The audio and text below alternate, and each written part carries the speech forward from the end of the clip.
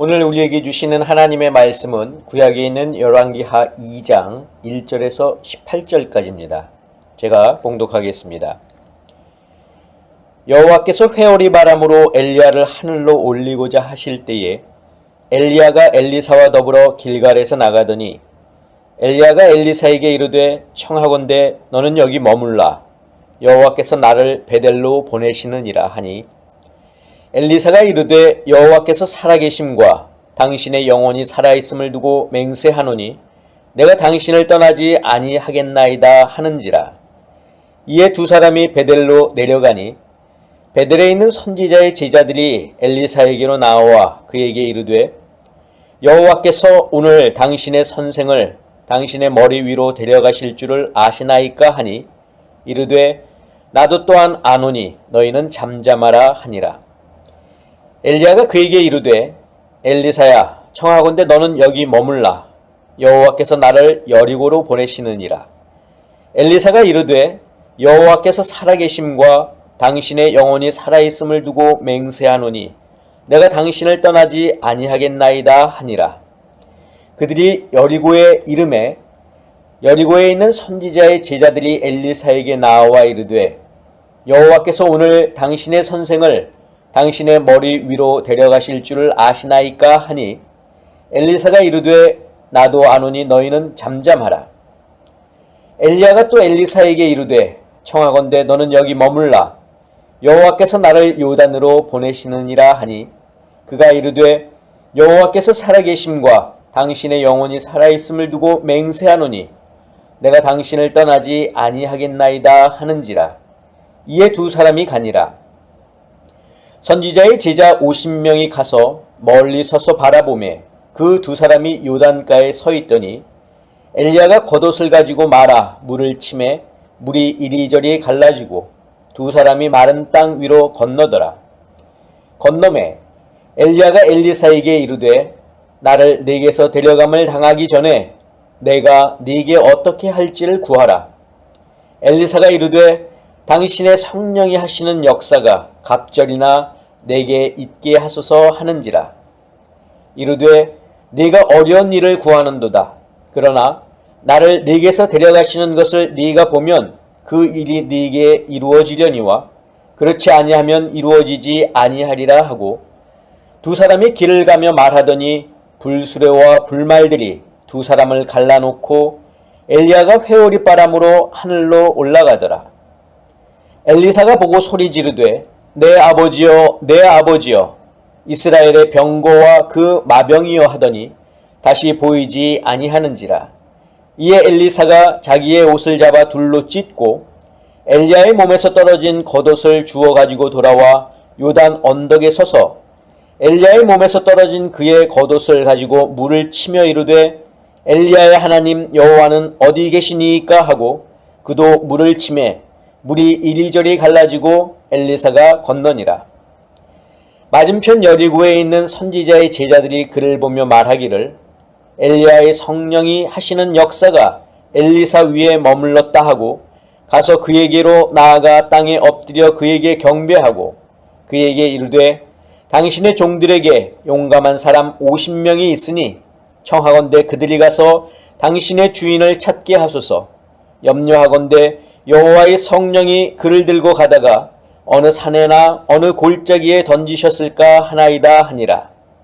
엘리사가 이르되 보내지 말라 하나 무리가 그로 부끄러워하도록 강청하매 보내라 한지라.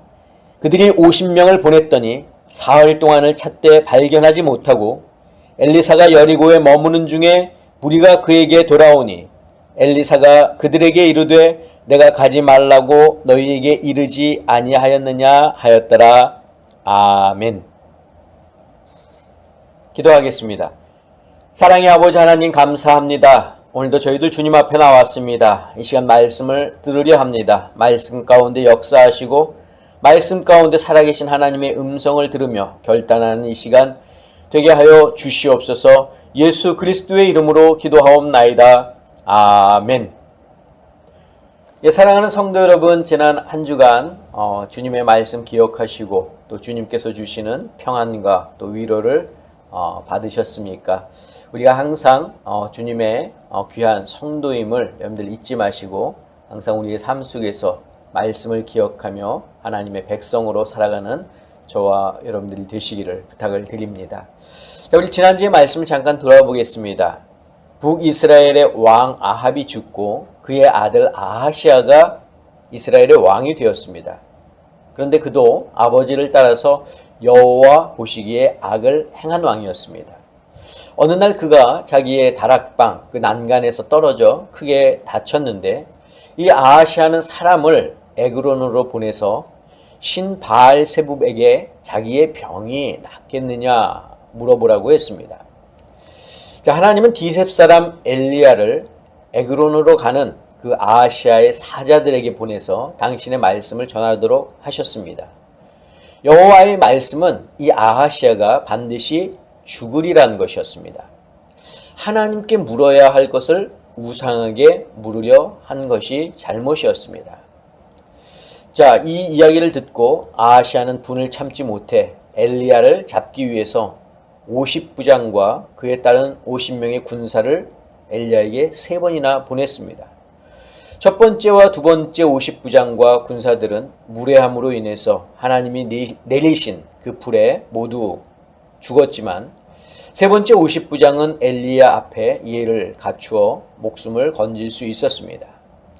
자, 지난주에 우리가 봤던 이 본문에서는 2명의 사자가 등장합니다. 한 사자는 왕의 명령을 수행하는 사람인데 바로 엘리야죠.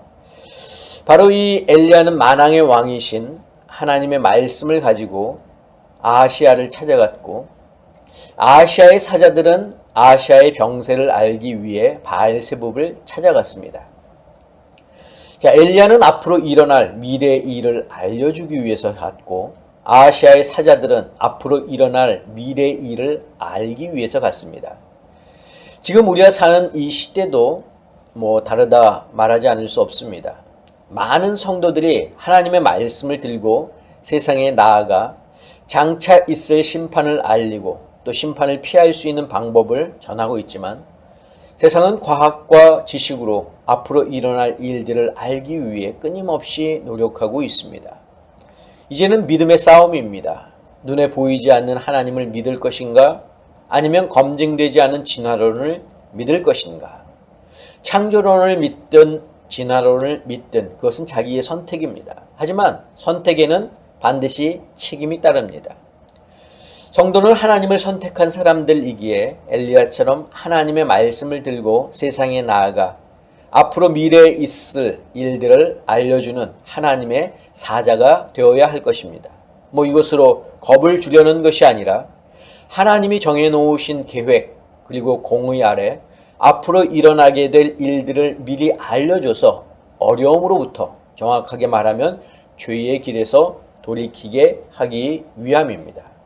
그러므로 성도는 세상의 악한 것을 피하면서 동시에 의와 경건과 믿음과 사랑과 인내와 온유를 쫓는 믿음의 선한 싸움을 싸워야 된다라는 내용으로 제가 지난주에 말씀을 드렸습니다.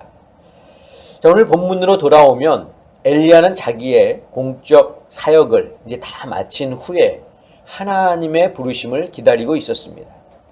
그가 하나님의 그 일을 감당하는 동안 많은 어려움이 있었지만 끝까지 사역을 잘 감당했고 그리고 이제 자기의 그 후계자로 엘리사를 세웠습니다.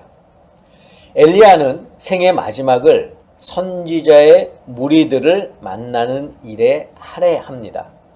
당시 선지자의 무리는 영적으로 암울했던 시기에 이스라엘 민족의 영적 도덕적 회복의 필요성을 절감해서 당대 위대한 선지자였던 사무엘, 엘리야 그리고 엘리사의 수하에 몰려든 그런 자들입니다. 당시에 이 선지자 무리들은 베델, 여리고 등지에 이렇게 있었습니다. 자, 엘리야는 선지자 무리를 만나기 위해서 길갈에서 베델로 또 베델에서 여리고로 가는 동안 혼자 가기를 원했지만 엘리사가 함께 동행하기를 간청했습니다. 자, 그래서 엘리야와 엘리사가 베델, 여리고를 거쳐 요단을 건너려 할 때까지 선지자의 제자들을 만났고 또 요단을 건널 때에는 이 선지자의 제자 50명이 그의 뒤를 따라왔습니다. 자, 엘리야가 그의 겉옷을 벗어서 그리고 말아가지고 강물을 치자 물이 좌우로 갈라졌고 두 사람은 마른 강바닥을 밟으며 강을 건넜습니다. 자, 요단강 맞은편에 이르러서 엘리야가 이제 엘리사에게 말하는데 우리 오늘 본문 9절 10절을 표준 세번역으로 보겠습니다.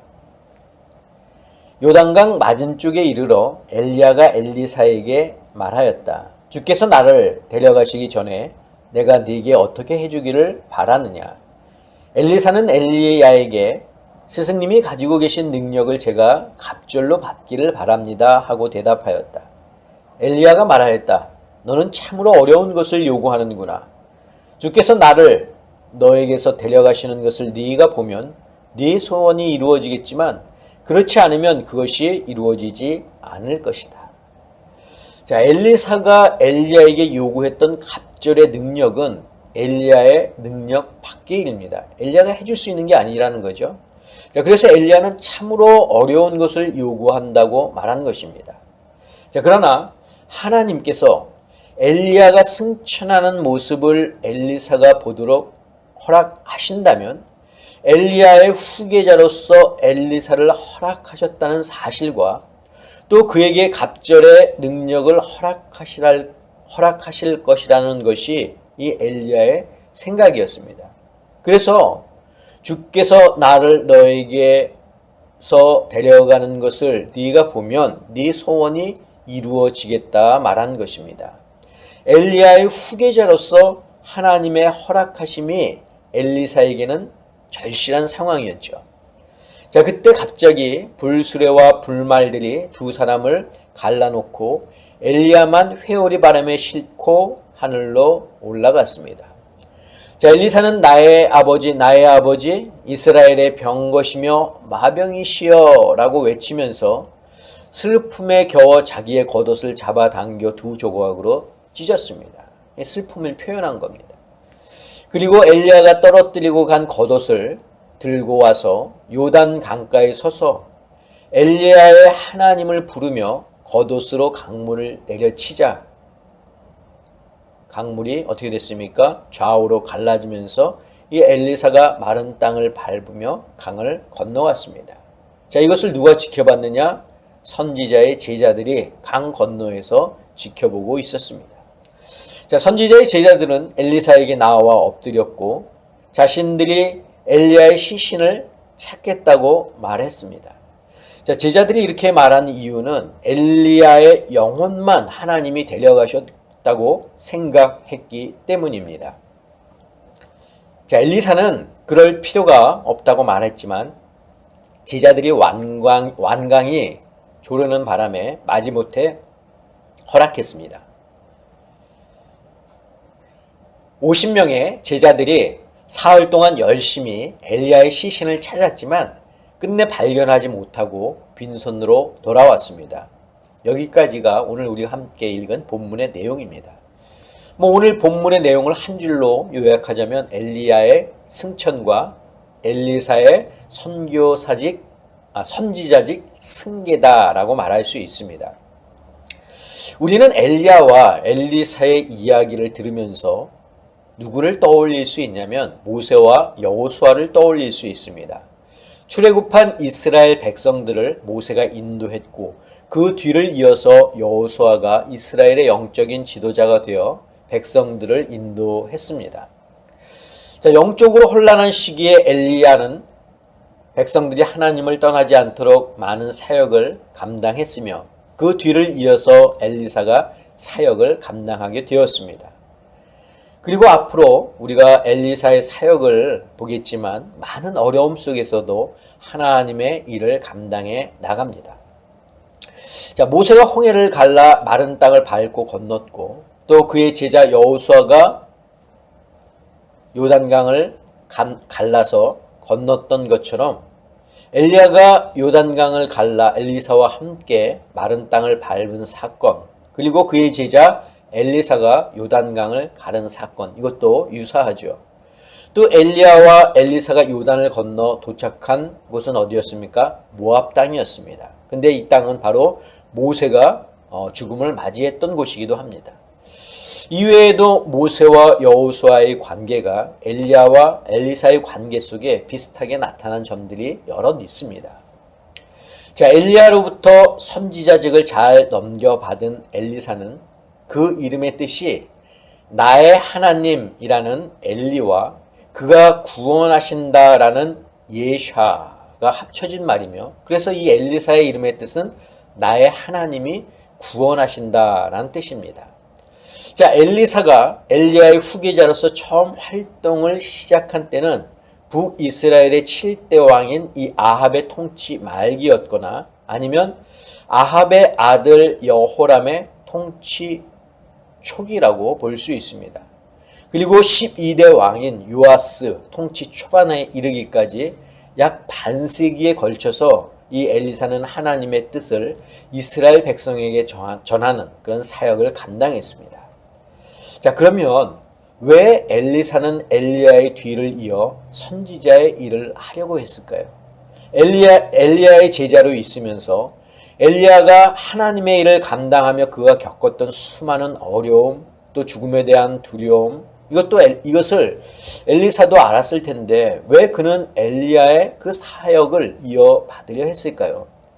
우리는 그 이유를 알 수는 없지만 엘리사는 선지자의 사명을 감당하는 것이 쉽지 않다라는 사실쯤은 알고 있었을 것입니다. 지금도 세상에는 복음을 전하기 위해 복음의 불모지에 들어가서 목숨을 걸고 선교 사역을 하는 선교사들이 많이 있습니다. 목숨까지는 아니더라도 자기가 지금까지 누려왔던 안정적인 그런 삶을 포기하고 또 직장을 그만두고 지금보다 좋지 않은 그런 또 언어와 문화와 풍습이 다른 그런 선교지를 향해서 나가려고 준비하는 예비 선교사들이 참 많이 있는데 왜 이들은 이런 길을 선택했을까요? 무엇이 이들로 하여금 고난의 길을 걸어가도록 했을까요? 명예 때문은 아닐 겁니다. 물질 때문은 더더욱 아닐 겁니다. 그렇다면 무엇 때문일까요? 바로 소명과 사명 때문입니다. 그리스도인에게는 소명과 사명이 있습니다. 소명은 그리스도를 믿고 하나님의 구원받은 자녀가 되도록 주님의 부르심을 받은 것을 말합니다. 하나님의 부르심 자체가 소명이 아니라 그 부르심에 순종해서 그리스도를 믿고 구원의 자리에 나아가는 것까지가 소명입니다. 자, 복음서에서 예수님은 갈릴리 호숫가에서 고기를 잡고 있는 베드로를 부르셨습니다. 그리고 후에 베드로는 이런 고백을 하죠. 주는 그리스도시요 살아계신 하나님의 아들이십니다. 바로 소명입니다. 우리도 이런 소명을 받고 지금 이 자리에 앉아 있습니다. 하나님의 구원받은 그런 자녀로 부르심을 받았기 때문입니다. 자, 그런데 이 소명을 받은 자가 해야 할 일이 있는데 그것이 바로 사명입니다. 자, 사명은 부르심을 받은 후에 주님께서 맡겨주신 일을 감당하는 것을 말합니다. 자, 그래서 예수님은 제자들에게 뭐라고 말씀하셨습니까? 예루살렘과 온 유대와 사마리아와 땅 끝까지 나아가 나의 증인이 되라고 말씀하셨는데 이것이 바로 사명입니다. 그러므로 소명과 사명은 떼어서 생각할 수 없습니다. 소명이 있어야 사명을 감당할 수 있고 사명을 감당하는 자는 바로 소명받은 자이기 때문입니다. 그런데 우리는 이것을 종종 나눠서 생각할 때가 있습니다. 소명을 받은 자가 사명을 감당할 수 있다고 생각합니다. 특별한 소명을 받아야 선교 같은 큰 사명을 감당한다고 생각합니다. 그러나 그것은 잘못된 생각입니다. 방금 말씀드린 것처럼 소명이 있어야 사명을 감당할 수 있다고 했는데 우리는 이미 소명 받은 자입니다. 그리고 우리는 사명을 감당하며 지금 살아가고 있습니다. 그 사명이 꼭 먼 곳에 가서 복음을 전하지 않아도 우리는 우리의 삶 속에서 사명을 지금 감당하며 살아가고 있다는 겁니다. 그것은 내가 그리스도인이라는 것을 사람들에게 보여주는 것 자체만으로도 바로 그리스도의 증인으로 사는 것입니다. 우리는 그리스도인으로 살기에 어떻습니까? 세상 사람들과는 구별된 그런 삶을 살고 있지 않습니까? 그 대표적인 것이 오늘 이렇게 주일에 하나님께 나와 예배를 드리고 있는 겁니다. 쉬고 싶어도 세상의 즐거움을 누리고 싶어도 이렇게 교회에 나와서 하나님께 예배를 드리는 것 자체가 벌써 그리스도의 증인으로 사는 것입니다. 세상에 나가서는 화가 나는 일이 있어도 참고 험한 말을 하지 않고 허황된 꿈을 꾸지 않고 죄악된 일을 행하지 않고 말씀을 기억하고 또 말씀대로 살려고 노력하고 기도하고 성경을 읽고 찬양을 즐겨하며 병들고 연약하고 어려움을 당한 사람들을 위로하고 서로를 사랑하는 것 자체가 그리스도의 증인으로 사는 것입니다. 선교사로 먼 곳에 나가 복음을 전하는 선교사들은 대단한 사람이고 주일만 성수하며 사는 그런 사람들은 평범한 그리스도인이라는 그런 생각은 잘못된 것입니다. 그것은 사명의 차이도 아니고 믿음의 차이도 아니고 단지 달란트의 차이일 뿐입니다. 달란트는 많으냐 적으냐가 중요한 것이 아니라 달란트를 가지고 얼마나 열심히 일하고 노력해서 이윤을 남겼느냐가 중요한 것입니다. 엘리사는 선지자의 달란트를 받아서 선지자의 사명을 가지고 최선을 다해 열심히 일하며 하나님의 일을 감당할 때 하나님께 칭찬받을 것이고, 이스라엘의 왕은 왕의 달란트를 받아서 하나님의 뜻대로 백성들을 다스릴 때 하나님께 칭찬받는 것입니다. 사랑하는 성도 여러분, 우리는 하나님의 소명으로 그리스도인이 되었고 각 사람의 역량에 따라 각각 달란트를 받았습니다. 이제 그 받은 달란트로 열심히 나에게 주어진 사명을 감당하면 그것으로 하나님께 칭찬받는 종이 될 것입니다. 저는 우리 아름다운 교회 성도 여러분들이 여러분들의 삶의 자리에서 내게 주어진 일에 최선을 다하며 내 사명을 감당해 나가는 하나님의 귀한 성도들이 되시기를 주님의 이름으로 간절히 축원합니다. 기도하겠습니다. 사랑의 아버지 하나님, 감사합니다. 오늘도 저희들을 부르셨고 그 부르심에 저희들이 순종하며 나왔습니다. 이제는 저희에게 주신 달란트를 가지고 우리에게 맡겨진 그 사명을 감당해 나기를 원합니다. 주님, 저희에게 힘 주시고 믿음 주시고 능력 더하여 주시옵소서.